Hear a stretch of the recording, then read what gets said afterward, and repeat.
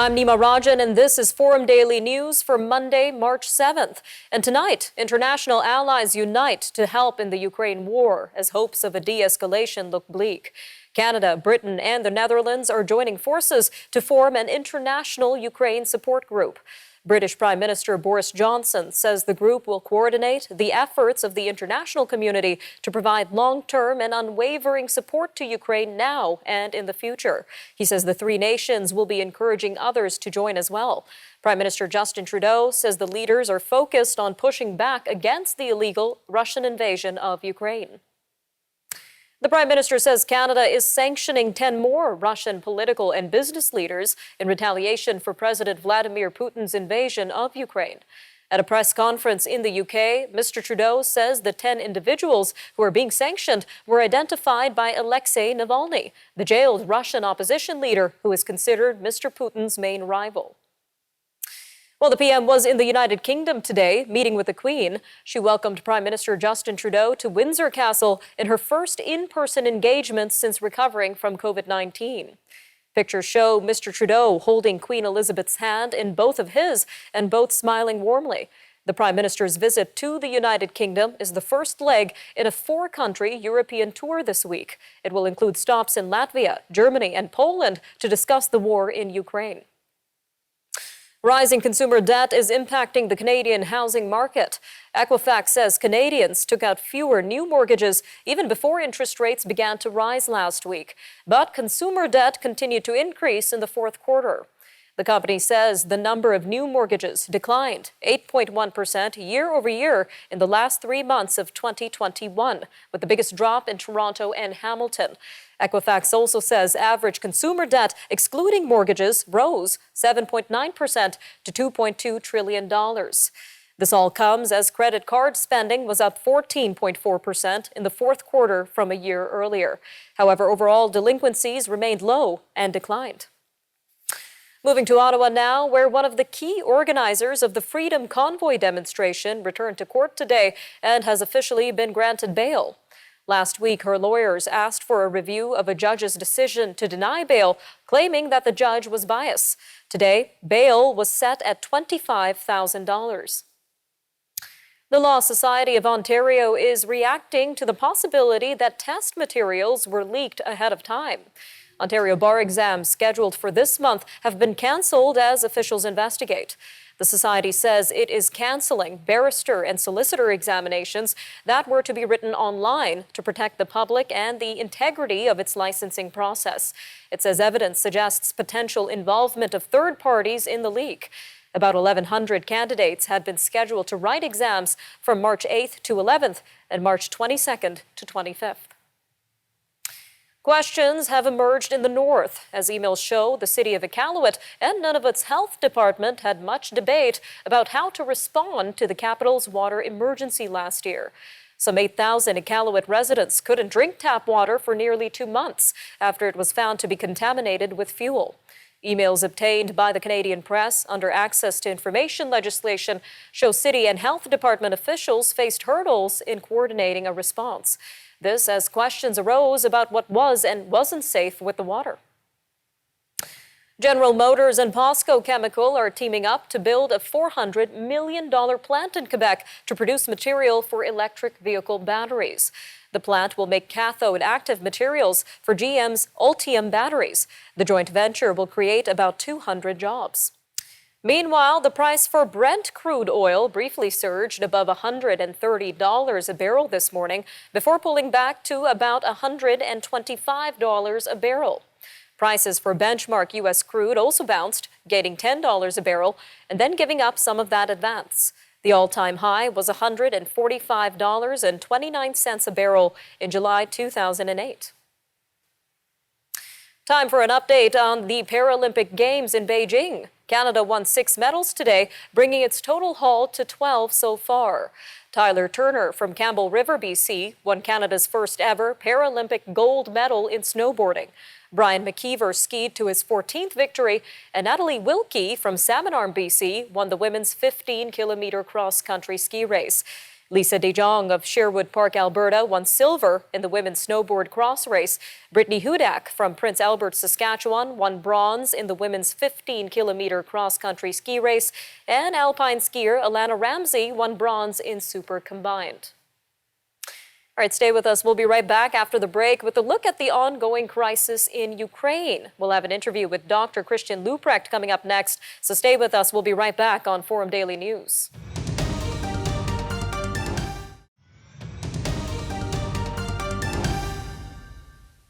Well, it looks like Russia has announced yet another limited ceasefire and a handful of humanitarian corridors to allow civilians to flee Ukraine.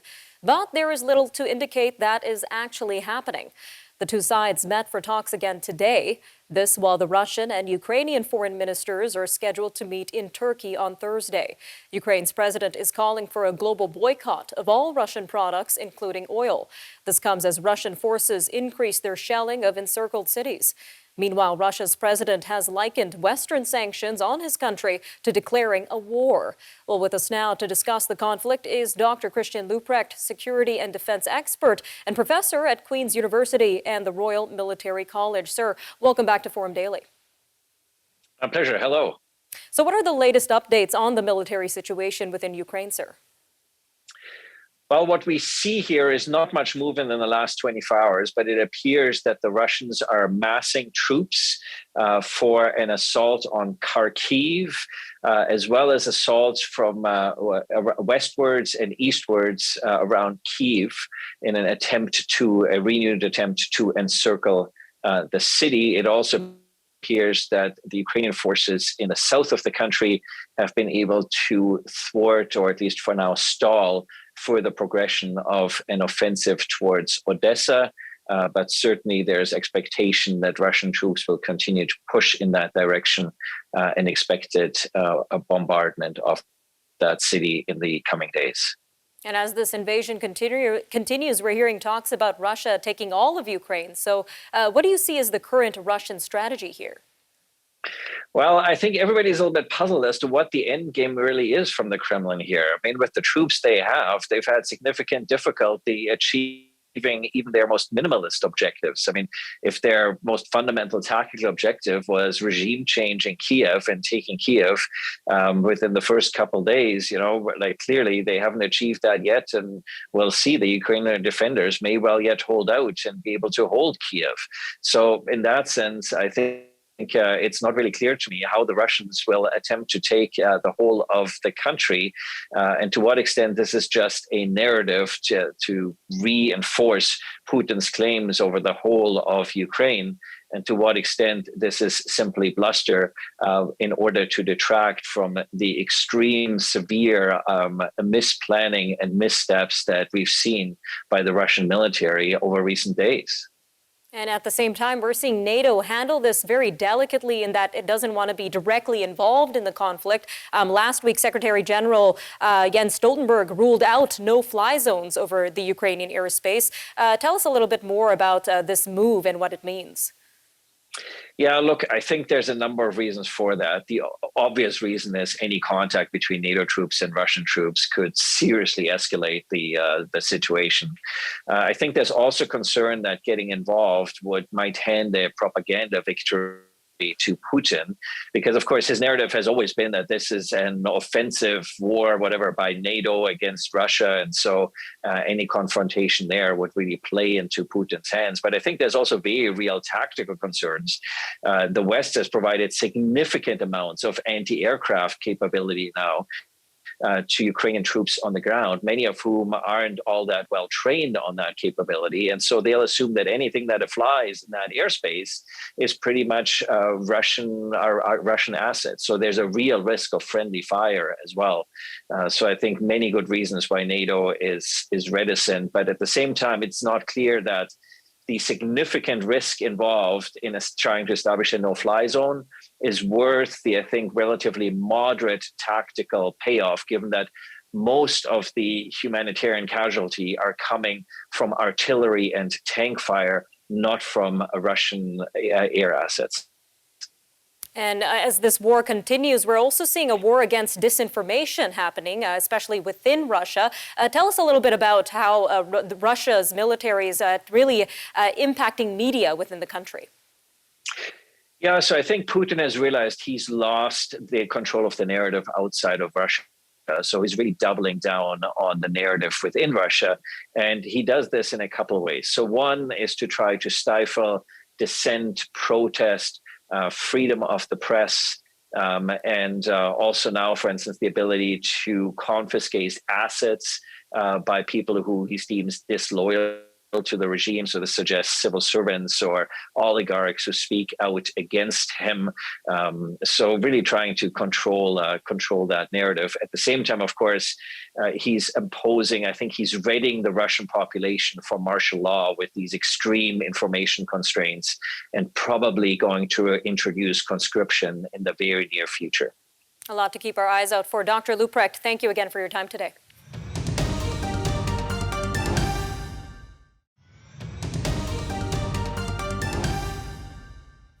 Ontario's Pay Equity Commissioner Katie Ward says barriers still need to be dismantled in the women's labor market. In a statement released Monday, Commissioner Ward indicates that the pandemic plays a heavy hand in widening the gender wage gap. April 2020 saw women's participation in the labor force down to the lowest it had been in 30 years. With Tuesday marking International Women's Day, Commissioner Ward says this presents an opportunity not only to celebrate women, but address systemic inequalities that continue to persist. To speak more about this, Commissioner Ward joins us now on Forum Daily. Welcome to Forum Daily, Commissioner Ward. Thank you for having me. So let's start with what the current state of the Canadian women's workforce is after 2 years of a pandemic. Well, you mentioned the compelling fact that in April 2020, women's workforce participation fell 50 to 55%, which was the lowest it had been in 30 years. And Ontario itself was no exception. This was seen across Canada. And we've seen some economic recovery over the past 2 years, but recent data from labor force surveys show that in Ontario, at least, unemployment rate for women was around 7.9% in January, up slightly from December, but still it's behind men about 3% during the same period. So from January to December 2021 to 22. So we're still lagging. And it's important to note that with that happening, the gender pay gap still exists in Ontario and in Canada. It's about 11% for both Ontario and Canada right now. So, this signals that women are facing both barriers to employment, but then also once they're in employment, they're facing barriers to equal pay and equal remuneration. And how does all of this compare to the male workforce and how it was impacted during the pandemic? Well, interesting question. I mean, we're calling this pandemic a C-session because it's affecting women more. Other organizations are calling it a mom session because it affected working mothers more because of the additional care work. In terms of men, we do see that the impact, working age men, you find that they're bouncing back at a rate that was pre-pandemic. And so there's not as much of an impact. So we're seeing they're bouncing back much quickly. The real issue is still on women and forcing women to leave the labor market because of care work, because the sectors they work in were the hardest hit by the economy in terms of retail, tourism, restaurant service. So a lot of the jobs where men are clustered in remained and grew, where we just didn't see that with female predominated jobs. They were contracting. And for a broader understanding of the situation, what impact does a gender wage gap have on the overall workforce in Ontario and the economy? Well, having women in the labor force matters for several reasons, including, well, first, their personal economic well-being and just sort of personal financial stability. But also there's a macroeconomic discussion that needs to be had here. An often cited report by McKinsey estimated that by 2026, Canada could add $150 billion to its GDP by supporting women's participation in the workforce. So getting women up to pre-pandemic levels and up to the same levels as men. The Royal Bank of Canada puts that number at about $100 billion. So we're looking at 150 to 100 billion on the table in GDP that's being left behind. And so, those numbers aren't disaggregated by province, but Ontario would certainly see a significant boost to GDP as well. And, working for the province of Ontario. This is important for me. So we need to look at supporting women's participation in the labor force for the macroeconomic stage of recovery, but also individually. So individuals have opportunity to have economic empowerment. There's women's participation in the labor market has economic benefits and social benefits that really link to income equality, workforce productivity, and increasing households' income.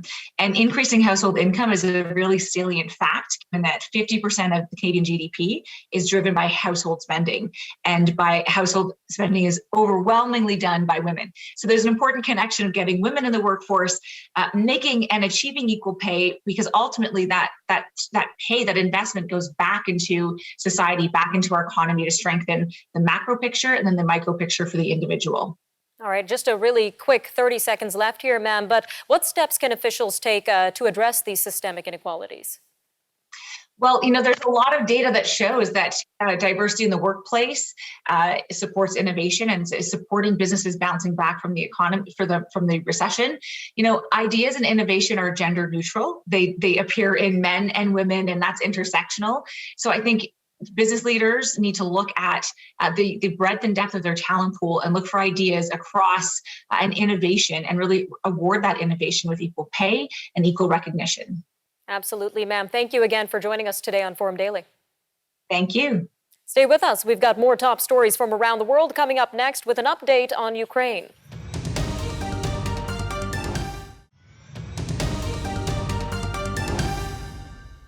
Ukraine's president is calling for a global boycott of all Russian products, including oil. This comes as Russian forces increase their shelling of encircled cities.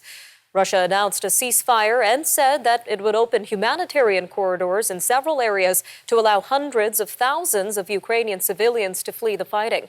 A third round of talks between Russian and Ukrainian leaders concluded today, with an advisor to Ukraine's president saying that progress was made on humanitarian corridors.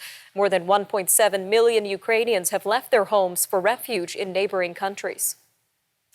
Russia, meanwhile, seems to be getting support from its neighbor to the south. China has said Russia is its most important strategic partner.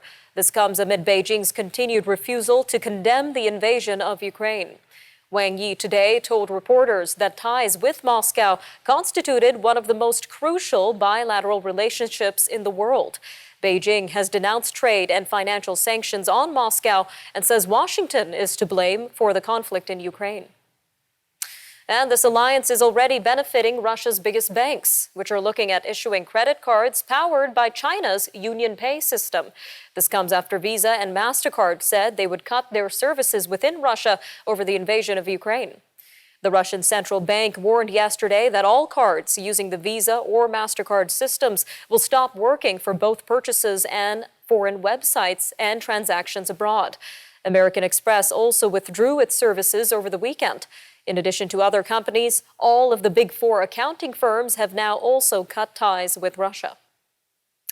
This comes as concerns rise within other ex-Soviet nations. U.S. Secretary of State Antony Blinken has assured Lithuania and Latvia of NATO protection and American support. Along with Estonia, the ex-Soviet republics are NATO members. The Biden administration aims to calm any fears that they have about their security if Russia chooses to expand its military operations. Secretary Blinken says the Baltics have formed a democratic wall against the tide of autocracy Russia is pushing. As the war in Ukraine rages on, the fight against the ongoing pandemic also continues. The official global death toll from COVID-19 topped 6 million this morning. The milestone recorded by Johns Hopkins University is another reminder of the unrelenting nature of the pandemic.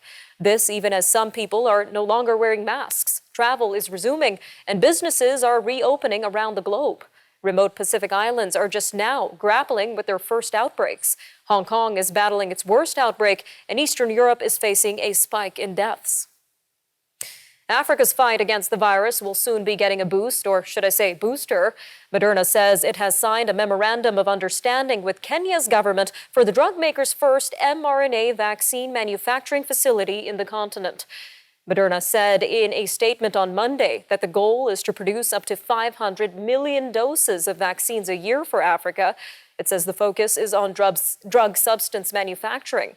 but the facility could be expanded to include fill and finish work. All right, moving to South Korea now, where the rivalry, mudslinging, and negative campaigning that's been taking place between the two leading presidential candidates in the country are so bad that the loser faces a prospect of going to jail. Some are even calling it the Squid Game election, which is a reference to Netflix's mega hit survival drama where people are killed if they lose children's games. The election is set for Wednesday. Both main candidates accuse each other of corruption. The last three leaders were investigated for corruption after they left office. One died by suicide and the other two were sent to prison. Some dangerous weather south of the border. Authorities say 7 people are dead after tornadoes swept through central Iowa. It was the deadliest storm in the state since 2008. Emergency management officials in Madison County said 6 people were killed when one tornado touched down on Saturday. This was in an area southwest of Des Moines, near the town of Winterset.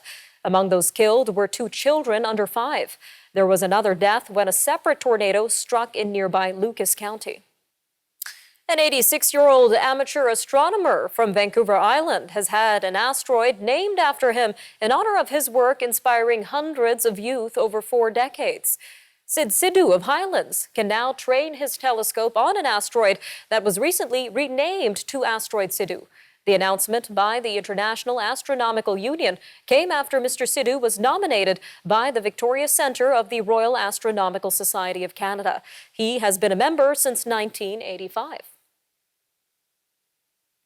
All right, that'll do it for your look at national and international news for today. Remember, for more news on demand, you could always visit our website. Take care, Canada. We'll see you next time on Forum Daily News.